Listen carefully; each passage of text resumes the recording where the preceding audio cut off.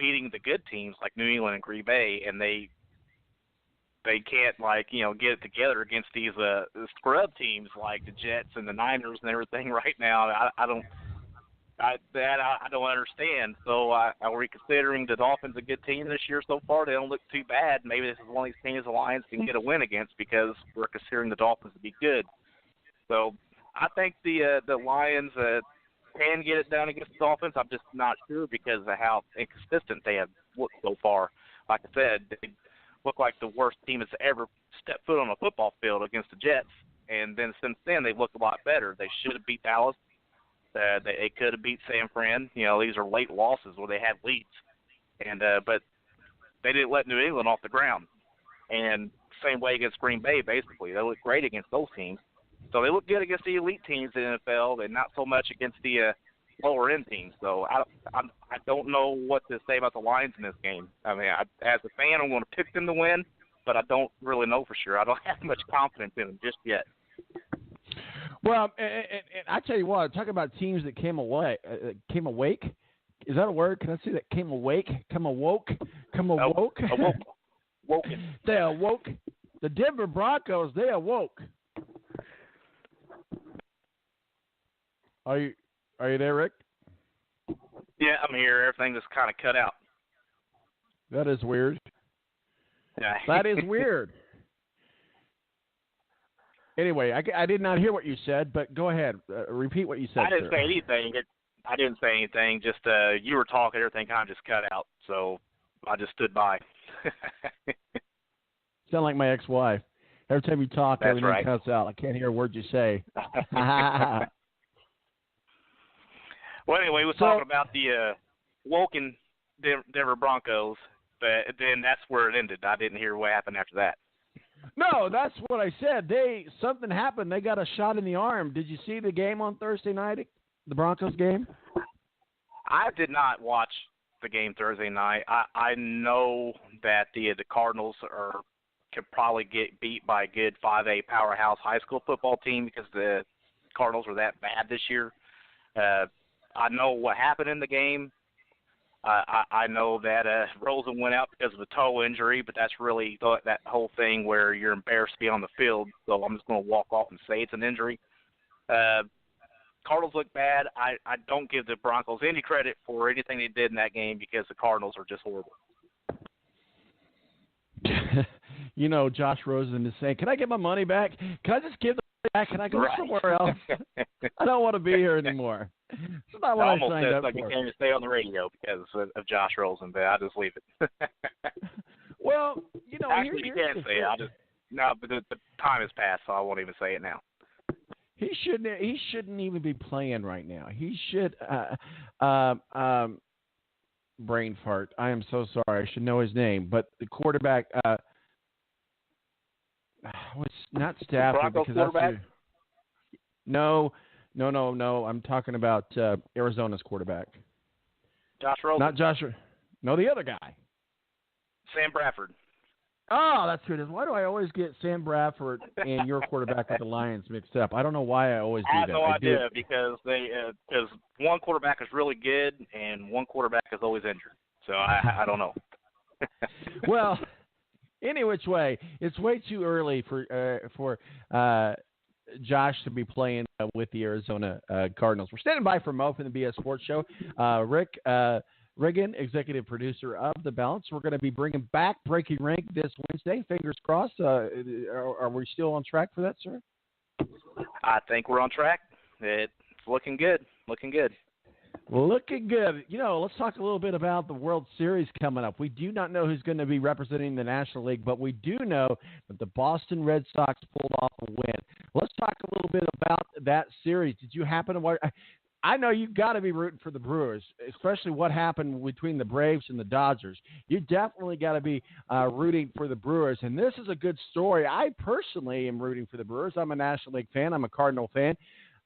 Nothing against the Dodgers. I mean, they've been here, done that before. I think any major media outlet or anybody that's selling advertising for the World Series and coverage wants to see the East Coast, West Coast big market, if you will, the Dodgers and the Red Sox obviously, if you're a Yankees fan, you are not rooting for the Red Sox, but the Brewers is a good feel story.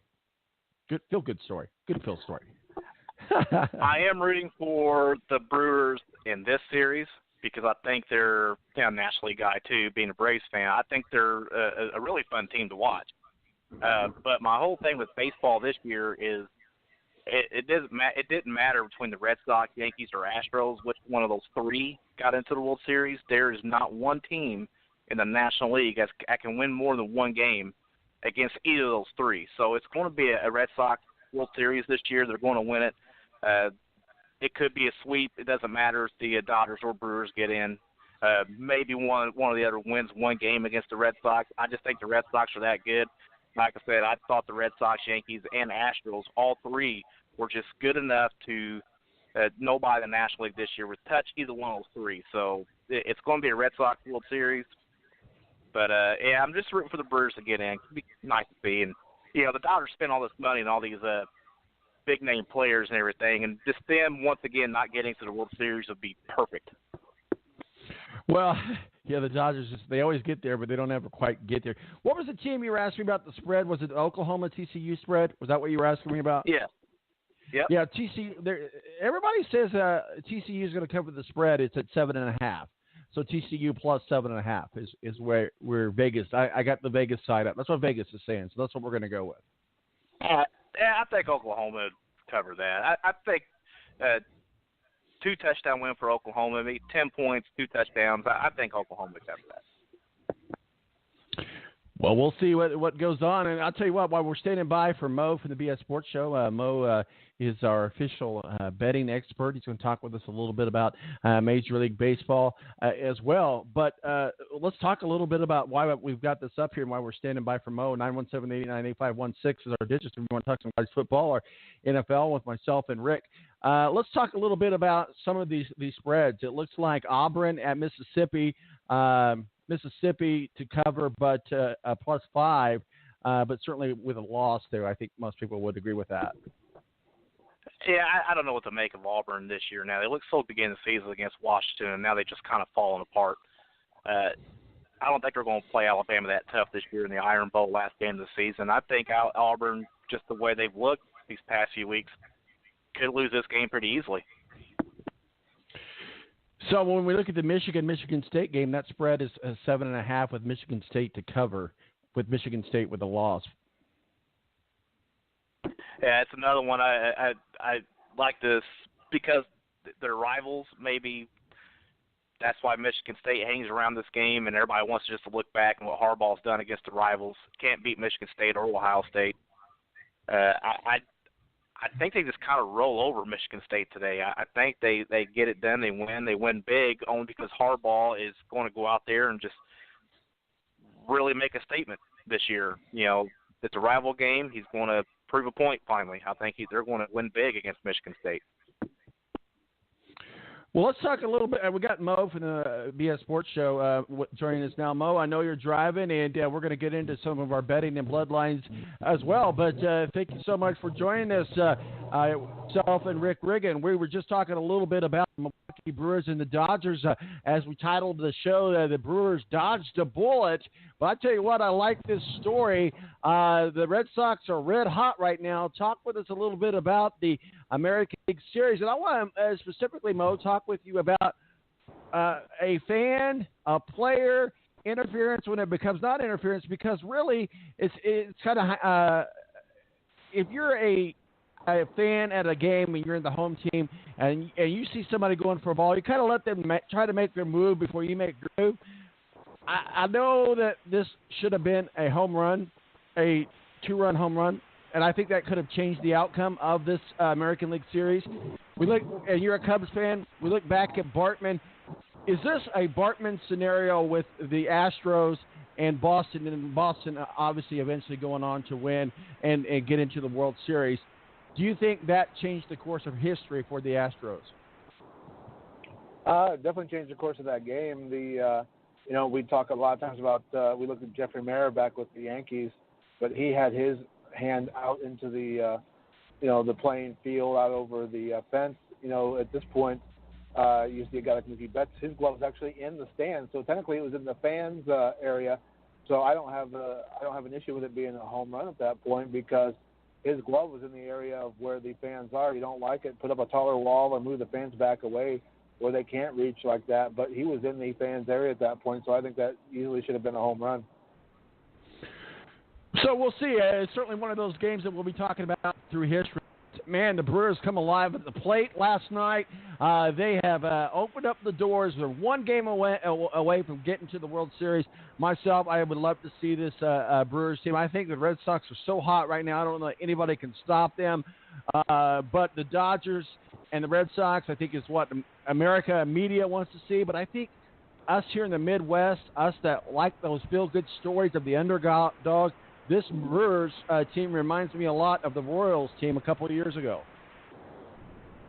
Yeah, they do. I mean, they have a lot of mishmash parts put together to put this group together. You know, the Dodgers are a team that spends money, so are the Red Sox. But, you know, when it comes time to see two teams show down, I don't know that America wants to see the Milwaukee Brewers show down with the Boston Red Sox. I think people want to see the Dodgers and the Red Sox. You know, and being a Cubs fan, I'd rather see the Brewers lose. I don't want somebody else coming in there with a championship in the Central Division, so I'd rather see the Brewers lose it.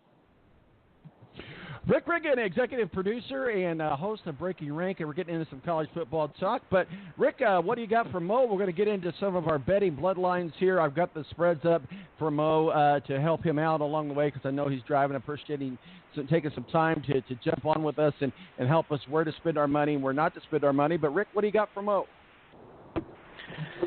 Well, it was actually a reverse Spartan.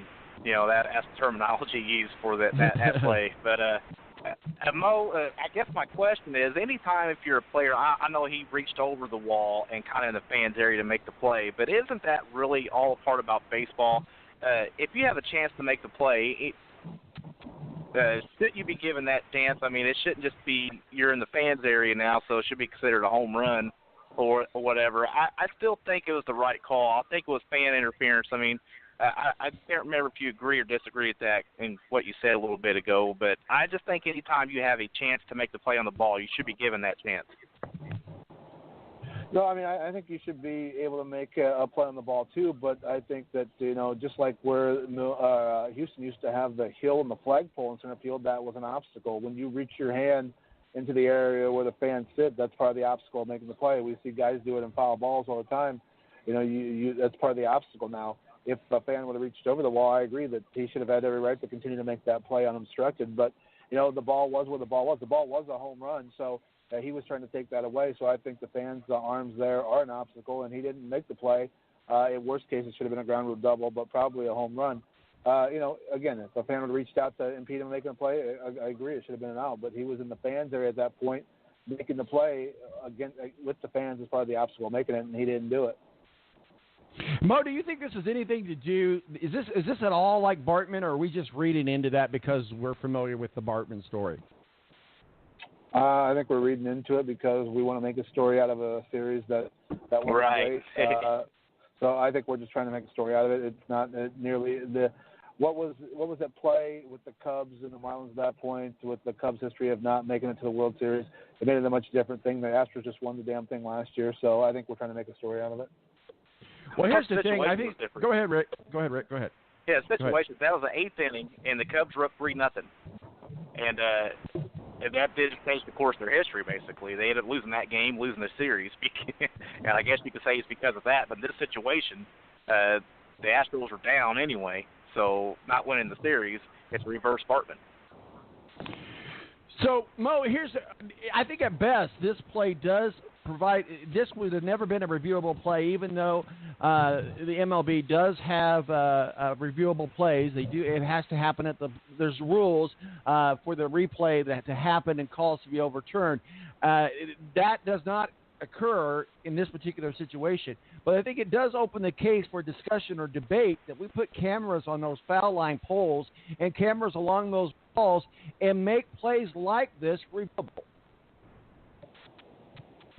Well, I mean, they did look at it and talked and considered them out. The thing is, again, if you don't want the fans to be a part of that play, make the wall higher, set the fans back further. You know, at this point, unlike basketball and football,